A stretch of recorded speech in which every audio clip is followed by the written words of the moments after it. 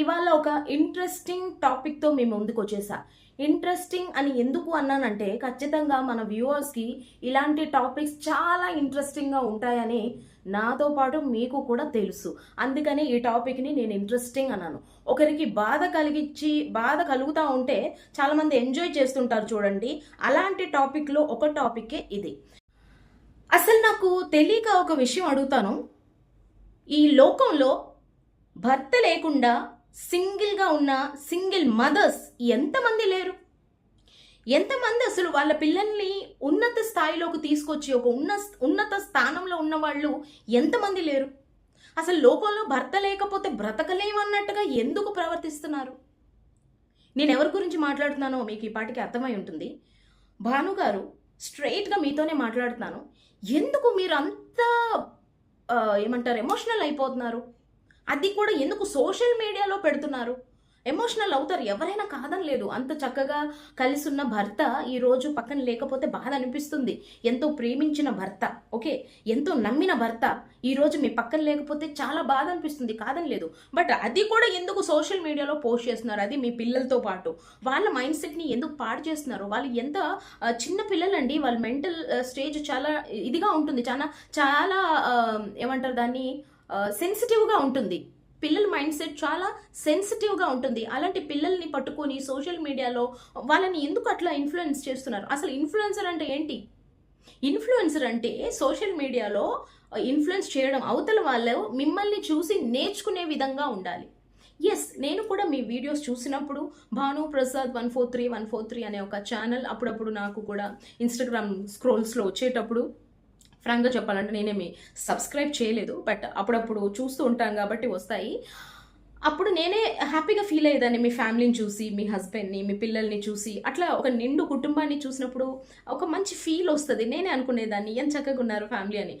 ఎప్పుడైతే మీరు ఏడుస్తూ ఒక వీడియో పెట్టారో అది కూడా మీ వీడియోలో ఒక పార్ట్ అనుకున్నానండి. I'm sorry to say this, but ఇది కూడా ఒక యాక్టింగ్ అనుకున్నా ఫ్రాంక్గా. ఆ తర్వాత ఏంటి ఇవిడ మరీ ఏడుస్తున్నారే అని చెప్పి చూస్తే ఇట్లా ఆ విషయం తెలిసింది. పూర్తిగా తెలుసుకోకుండా మాట్లాడకూడదు అని చెప్పి ఇన్ని రోజులు నేను దీని గురించి మాట్లాడలేదు. బట్ ఎప్పుడైతే మీరు మొన్న అటెంప్ట్ చేశారో, సూసైడ్ అటెంప్ట్, అప్పుడు నాకు నచ్చల. ఎప్పుడైతే చాలా నచ్చింది అనుకున్నానో, మీరు సూసైడ్ అటెంప్ట్ చేసిన తర్వాత నాకు అస్సలు నచ్చల. మిమ్మల్ని ఎలా ఇన్ఫ్లుయెన్సర్ అనాలి? మీరు ఎలా ఇన్ఫ్లుయెన్సర్ అవుతారు? You are not an influencer, you are not unfit to be an influencer అని నేను గట్టిగా చెప్తా. ఎందుకంటే ఒక చిన్న స్క్రోలింగ్కి మీరు తట్టుకోలేనప్పుడు సోషల్ మీడియాలో పోస్టులు పెట్టకూడదు. అది కూడా ఒక ఫ్యామిలీ, మీ ఫ్యామిలీ గురించి వివరాలు పెట్టకూడదు. ప్రతిదీ ఒక ట్రావెల్ వీడియో పెట్టేవారు, మీ ఆయనతో పెట్టేవారు, భోజనం పెట్టేవారు, వంటలు, ఓకే. అలాంటప్పుడు ట్రోల్స్ కూడా తీసుకోగలగాలి. అండ్ ఇంకొకటి అండి, మనం ఏదైనా చేసేటప్పుడు, ఏదైనా వీడియో చేసేటప్పుడు ఓకే, మాట తులుతాం, ఎవరి గురించైనా మాట్లాడేస్తాం. ఎందుకంటే మనమేమి దేవతలు కాదు కదా, దేవుళ్ళు కాదు కదా. అలాంటి మనం ఇంకొకరు మన గురించి మాట్లాడితే మాత్రం బాధ అనిపిస్తుంది. మనం మాట్లాడితే నీతులు, అవతల వాళ్ళు మాట్లాడితే బూతులా? కాదు కదా. మనం అవతల వాళ్ళకి ఒక మాట, every action has its own reaction అంటాం కదా. సో అలానే మనదేదో ఒక యాక్షన్ అయి ఉండొచ్చు, ఆ తర్వాత రియాక్షన్ వచ్చి ఉండొచ్చు. సో అది ఆపేయడానికి ట్రై చేయాలి తప్పితే దాన్ని పీక్స్ దాకా తీసుకెళ్ళిపోయి లాగితే అది తెగిపోతుంది. ఏదైనా సరే, భార్యాభర్తల బంధమైనా కావచ్చు, ఇంకొకటైనా కావచ్చు. సో ఇవాళ మీ ఫ్యామిలీలో ఇలాంటి ఒక సిచ్యువేషన్ వచ్చినందుకు నిజంగా ఐమ్ వెరీ సారీ. ఇట్లా అవుతుందని నేను కానీ ఎవరు అనుకోని ఉండరు, మీరు కూడా అనుకోని ఉండరు. బట్ ఒక్కటి మాత్రం చెప్తానండి, మీకే కాదు సింగిల్ మదర్స్ సఫర్ అవుతున్న ప్రతి ఒక్కరికి చెప్తున్నా. ఏంటి అంటే, ఒకవేళ బై మిస్టేక్ అన్ఫార్చునేట్గా హస్బెండ్ చనిపోతే ఏడవండి, కాదని లేదు. 1 రోజు, 2 రోజులు, వారం రోజులు, నెల రోజులు ఏడవండి. కానీ లేవాలి, ఏదో ఒక రోజు లేవాలి. ఎందుకంటే మీ పిల్లలు ఉంటారు, మీ పిల్లల్ని మీరే పోషించుకోవాలి కాబట్టి. కానీ పొరపాటున ఇలా వదిలేసి ఇంకొకరు వెనకాల వెళ్ళిపోయే హస్బెండ్ కోసం మాత్రం ఏడవకండి. ఏడ్చి ప్రయోజనం లేదు, యూస్లెస్. అలాంటి వాళ్ళ గురించి ఏడిస్తే మన డిగ్నిటీ, అంటే లేడీస్ మర్యాదని పోగొట్టుకున్నట్టే. మన మర్యాదని మనం పోగొట్టుకున్నట్టే. సో అందుకనే అంటున్నాను, గట్టిగా అంటున్నాను. First of all single mothers ఎవరైతే వాళ్ళ పిల్లల్ని ఉన్నత స్థానంలో పెట్టి ఉన్నతంగా జీవిస్తున్నారో, ఇలాంటి సింగిల్ మదర్స్ అంటే హస్బెండ్ని పోగొట్టుకున్న వాళ్ళు కాదు, ఇలా వదిలేసి పారిపోయిన వాళ్ళ వైఫ్స్ ఎవరైతే ఉన్నారో వాళ్ళకి హ్యాట్స్ ఆఫ్ చెప్తున్నాను ఫస్ట్ ఆఫ్ ఆల్.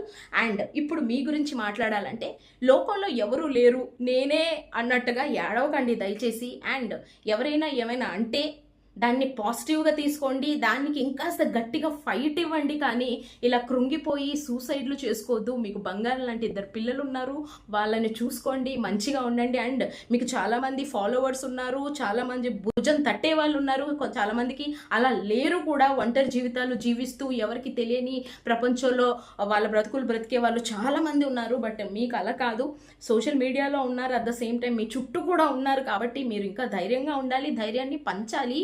ప్రతి ఒక్క విషయాన్ని మీరు లాగితే అది తెగిపోతుంది తప్పితే అందులో ఏమి ఉండదు. ఎవరు అతకాలని చూడరు, తెంపాలనే చూస్తారు. అండ్ ఇంకోసారి ఇలా చెయ్యొద్దు అనేది నా ఇంటెన్షన్.